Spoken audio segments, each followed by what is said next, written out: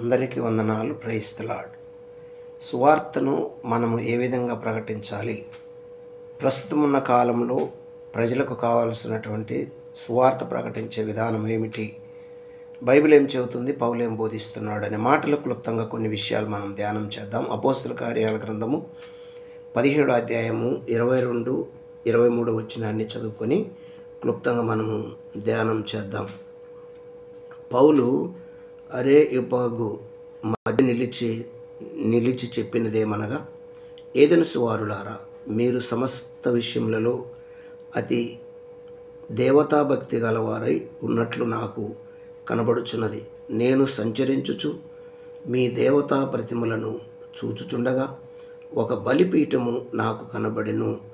దాని మీద తెలియబడని దేవునికి అని రాయబడి ఉన్నది. కాబట్టి మీరు తెలియక దేనియందు భక్తి కలిగి ఉన్నారో దానిని నేను మీకు ప్రచురపరుచుచున్నాను.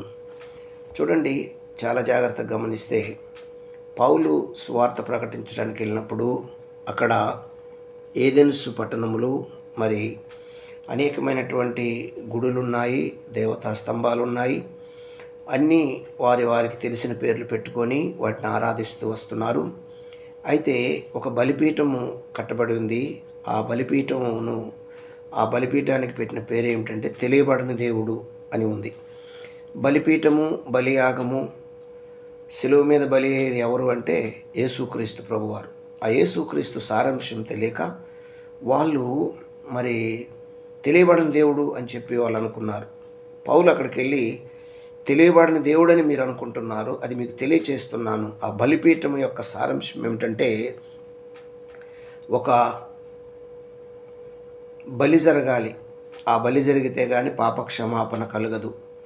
ఆ బలి పశువుగా వచ్చింది ఎవరు అంటే యేసుక్రీస్తు ప్రభువారు. దాన్ని యోహాను భక్తుడు యేసుప్రభు కంటే 6 నెలల ముందు వచ్చి చెప్పాడు, ఇదిగో లోక పాపం మోసుకొని పోవు దేవుని గొర్రెపిల్ల అని.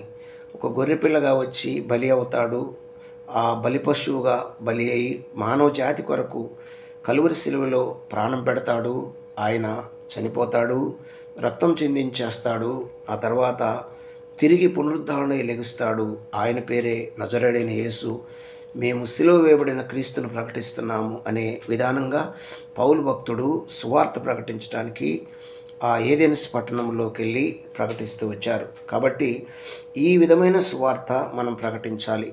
అలా కాకుండా ఈ రోజుల్లో చాలా చోట్ల చూస్తే మనములు ఎవరైనా దూషిస్తే వాళ్ళను ఎక్కువ దూషించడానికి ప్రయత్నిస్తున్నాం. నీది సేరు అంటే మీది సేరు అంటే మీది సవా సేరు అని చెప్పడానికి ఇష్టపడుతున్నాం. కానీ అలా కాదు. ఈ ప్రజలకు ఎలా సత్యం చెప్పాలి, వీళ్ళని ఎలా దేవుని వైపు మలిపించాలి అని చాలామంది ఆలోచించట్లేదు. ప్రియా దైవజన్మ, ఇక్కడ ఒక సాక్ష్యం ఇందాము. దైవ సేవకులు అద్దంకి రంజిత్ ఓఫిర్ గారు రాసినటువంటి ఒక మరి క్రైస్తవ అనే బుక్ ఒకటి రాశాడు. ఆయన మొత్తుకొని చెబుతున్నాడు, అయ్యా నీకు దండం, ఇది క్రైస్తవ సంఘానికి కాదు, ఇది హైందవ సోదరులను ఆలోచింపజేసి సామరస్యంగా వాళ్ళలోకి వెళ్ళి వాళ్ళని కాస్త యేసు గురించి ఆలోచించేటట్టు చేయటానికి నాకు వాళ్ళ భారం ఉందిరా నాయనా. వాళ్ళు నశించిపోతున్నారు, వాళ్ళని రక్షించాలంటే సత్యం వాళ్ళకి అందేటట్టు చేయాలి. అందుకోసం ఒక పెద్ద కరపత్రం లాగా ఈ పుస్తకాన్ని రాశాను. ఇది క్రైస్తవుల కోసం కాదు, అన్ని జనుల కోసం అని ఆయన మొత్తుకొని చెబుతుంటే దాని మీద పెద్ద హడావుడి. పడాల్సిన బాధలన్నీ పడి, పడాల్సిన తిప్పలన్నీ పడి ఆత్మల్ని రక్షణలోకి నడిపించడానికి శతవిధాల ప్రయత్నం చేసి ఎంతో మంది జీవితాలని రక్షణలోకి నడిపించడానికి దేవుడు వాడుకున్న వ్యక్తులు, భక్తులు. అదండి. కాబట్టి ఈ విషయం గమనించండి. ఐందో క్రైస్తవం అనే బుక్కు ఎవరిని దూషించకుండా, ఎవరిని ద్వేషించకుండా మరి అందరినీ గణపరుస్తూ యేసే రక్షకుడని దాంట్లో రుజువు చేశారు. మీరు ఎవరైనా చదవకపోతే ఒకసారి చదవండి. సువార్త ప్రకటించే విధానము మనకు తెలుస్తుంది. అలాగ నశించిపోయే ఆత్మలకు ఎలా సువార్త ప్రకటించాలో ఆ కరపత్రమైన పుస్తకంలో అద్దంకి రంజిత్ ఓఫిర్ గారు రాశారు. అయితే మరి అలా కాదండి, వాళ్ళు మనల్ని తిడుతున్నారు కదా, మరి దానికి సమాధానం ఏమిటి అని కొంతమంది అడగొచ్చు. అయితే వాళ్ళు మనము న్యాయంగా చెప్పినా వాళ్ళు తిడుతూ ఉంటారు. అయితే జరగవలసింది ఏమిటంటే మన మీద మోపబడినటువంటి నేరములు రుజువు అవ్వకూడదు. యేసుక్రీస్తు మీద కొంతమంది నేరములు మోపుతూ వచ్చారు. నేరములు మోపుతూ వస్తే పిలాతు దగ్గరికి తీసుకెళ్ళినప్పుడు యేసుక్రీస్తు మీద ఆ నేరాలు మోపబడిన నేరాలు రుజువు కాలేదు. ఆయన సాక్ష్యం ఇస్తున్నాడు పిలాతు. ఏమని సాక్ష్యం ఇస్తున్నాడు అంటే లూకాసు వార్త 23వ అధ్యాయము మనం 13వ వచనము 14వ వచనం చూసుకుంటే, అంతట పిలాతు ప్రధాన యాజకులను అధికారులను ప్రజలను పిలిపించి ప్రజలు తిరుగుబడినట్లు చేయుచుండెనని మీరు ఈ మనుషుణ్ణి నా యొద్దకు తెచ్చితిరే. ఇదిగో నేను మీ ఎదుట ఇతన్ని విమర్శింపగా మీరితని మీద మోపిన నేరములలో ఒక్కటైనను నాకు కనబడలేదు.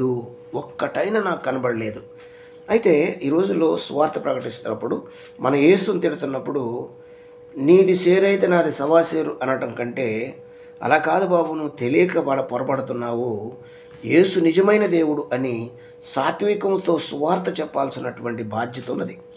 మనం తిట్టాడని వాళ్ళు తిడితే ఫలించరు, వాళ్ళు వచ్చి బాప్తిసం పొందరు. ఈ పద్ధతి తెచ్చింది అద్దంకి రంజిత్ ఓఫిర్ గారు. అయితే ఎక్కడి నుంచి తెచ్చిందో బైబిల్లో నుంచే. ఆనాడు పౌలు బోధించిన బోధ నేటి పౌలైనటువంటి అపోస్తలుడైనటువంటి అద్దంకి రంజిత్ ఓఫిర్ గారు ఈ సత్యం బోధిస్తున్నారు. ఇప్పుడైనా ఎవరిని విమర్శించకండి, దూషించకండి. దేవదాసయ్య గారు చెప్పారు, ఏ మతమునైనను, ఏ వ్యక్తినైనను, ఏ మనిషినైనను, ఏ కులమునైనను దూషించరాదు, దేశించరాదు. ఏ వ్యక్తినైనను, ఏ మతమునైనను, ఏ భక్తినైనను, ఏ కులమునైనను, ఏ వ్యక్తినైనను దూషించరాదు, ద్వేషించరాదు.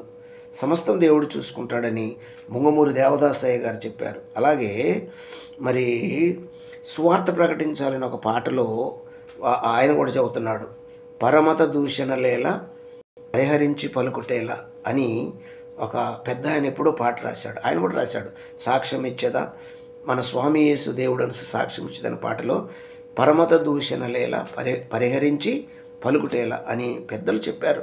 కాబట్టి పెద్దలు ఎంతో కష్టపడి సువార్త ప్రకటించి ఈ మజిలికి తెచ్చారు. కాబట్టి వాళ్ళు తిడుతున్నారని మనం వాళ్ళ దేవతను తిట్టడం అంత మంచిది కాదు, మనకు ప్రయోజనం కాదు. వాళ్ళు రక్షణ పొందరు. మీరు భలే చెప్పారు, బాప్తిసం పొందరు, గొడవలు అవుతాయి తప్ప.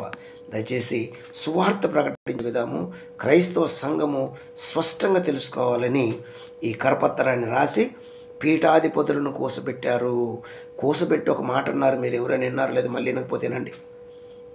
మీరు ఆరాధిస్తున్న 33 కోట్ల దేవతల్లో ఈ గుణలక్షణాలు కలిగిన దేవుడు ఎవరైనా ఉన్నారా చూపించండి అని అడిగారు. ఆ ఒక్క మాట చాలు ఆ డిబేట్కు. ఏమండి, ఆ ఒక్క మాట చాలు సువార్తకు. ఆ సువార్తను ప్రకటించడానికి ముందుకెళ్దాం.